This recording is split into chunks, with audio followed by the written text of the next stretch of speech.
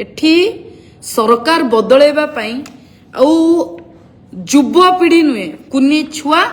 बुढ़ा बापा माँ से माने रिवेल कलेनी से माने प्रोटेस्ट कलेनी भत्ता दियाब ऑनलाइन ठीक होची काली पुणी सबु जगार कलेक्टर मानू नुआ चिट्ठी जाइछि कि भत्ता पाई ई केवाईसी कर से ई केवाईसी पई आंब टाकुआरे लोक मले राशन कार्ड रे ई केवाईसी कर अरे तमर तो वर्तमान सुधा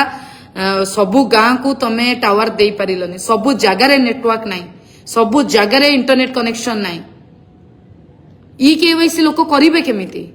पुणी ई केवाईसी ना रे पुणी 3-4 मास भत्ता गुंचाई दियो लोक सुइसाइड कलेनी बुढ़ा बापा माँ काहाकू नहीं कि सरकार तमे चलेबो किए सरकार चलेबो किए चलेबो जदि पारुनो सरकार छाड़ी दियो एमिति नाही जे तमे 5 वर्षर मैंडेट नेइचो कि ईवीएम चोरी करिकि आसीचो लोक जहां एलिगेशन करुतले ईवीएम चोर सरकार कौनसी गोटे डिपार्टमेंट एमान कंट्रोल ले नहीं हायर एजुकेशन एमान कंट्रोल ले नहीं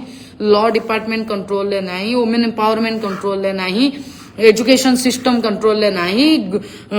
होम डिपार्टमेंट कंट्रोल ले नहीं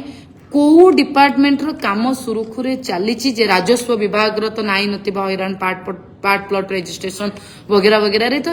को विभागटा चली जे लोक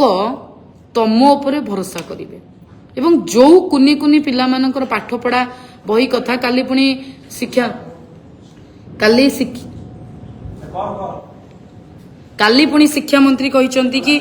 डीओ मानकु बीओ मानकु बही जीवो प्रति स्कूल गोटे करेक्टेड बुक जीवो ये होची ओडिसा रो अवस्था जदि बही रिटर्न न निया जीवो 380 कोटी टंका राजस्व को भरणा न करा जीवो सीबीआई तदंत न दिया जीवो आगामी समय रे लड़ाई की आम आहरी जोरदार करी धन्यवाद।